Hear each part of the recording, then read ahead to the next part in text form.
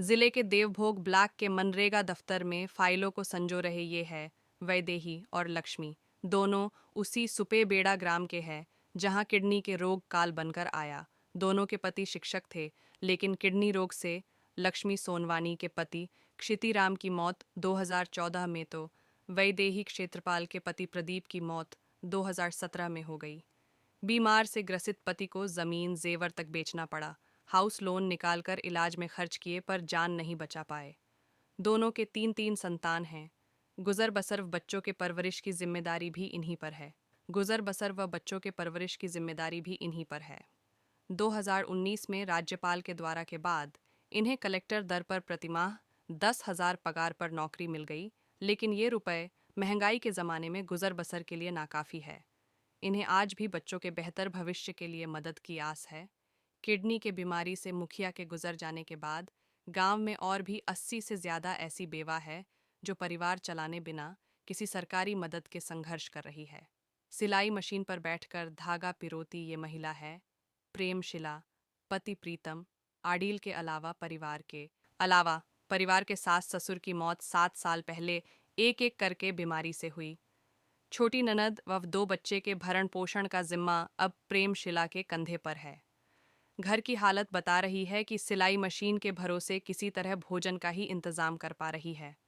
गांव की गोमती बाई हो या रीना आडील, यशोदा हो या हेम बाई, सभी मजदूरी के भरोसे परिवार चला रहे हैं। सरकार के निर्देश के बावजूद जिला पंचायत ने केवल महिला समूह का गठन कर अपनी जिम्मेदारी से पल्ला झाड़ लिया है। पिछले 6 साल में 6 सिलाई मशीन देकर सारे महिलाओं के दर्द निवारण का दावा करने वाले जिला पंचायत के अफसर कैमरे के सामने नहीं आ रहे। इधर स्वास्थ्य विभाग के अफसर अपनी जिम्मेदारी निभाने की बात कह रही है। 3 साल तक बीमारी थी। 2018 में मेरा पति खत्म हो गया और उस साल से मैं मशीन का काम करती हूँ। वहीं पे 3 बाल बच्चा को पालन पोषण करती हूँ। गुजारा हो जाता है? नहीं होता है, होने से कि नहीं होने से किसको बताऊँ। कैसे करके काटते हैं?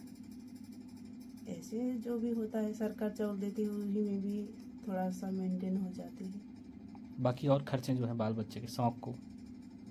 ऐसे तो कुछ नहीं है। अभी वो मशीन काम ही एक करती हूँ और कोई काम नहीं है। घर का मुखिया बस एक ही थी, वो चले गए?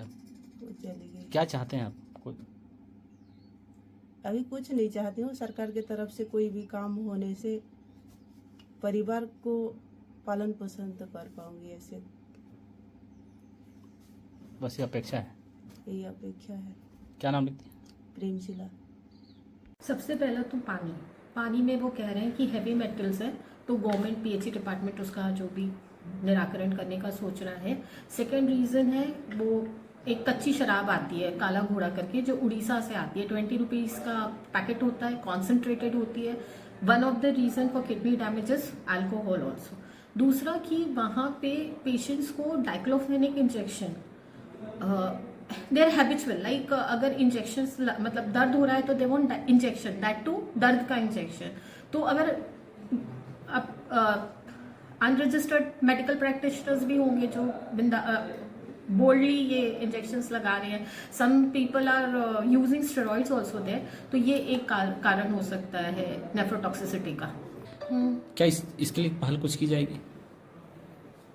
हेल्थ डिपार्टमेंट सपोर्टिव सिस्टम दे सकता है सुपेबेड़ा को, कि दवाई दे रहा है, प्रोटीन पाउडर्स दे देता है। दर्द के वो दवाई नहीं खा सकते हैं तो हम स्प्रे दे देते हैं। जितना अच्छा बेहतर इलाज हम प्रोवाइड करा सकते हैं हम करा सकते हैं। बाकी तो शासन स्तर पे होगा।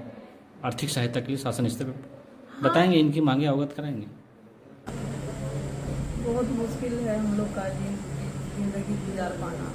जैसे तैसे तो नरेगा में आ रहे हैं और कुछ पैसा उसी से मिल रहा है तो उसी से गुजारा कर रहे हैं, लेकिन उस पैसे से भी हम अपने बच्चे को पालन पोषण करने में बहुत कमजोरी महसूस करते हैं, क्योंकि उनका पढ़ाई लिखाई अभी उनके आगे का ज़िंदगी गुजारना बहुत मुश्किल हो जाता है। क्या मांग करना चाहते हैं सरकार से?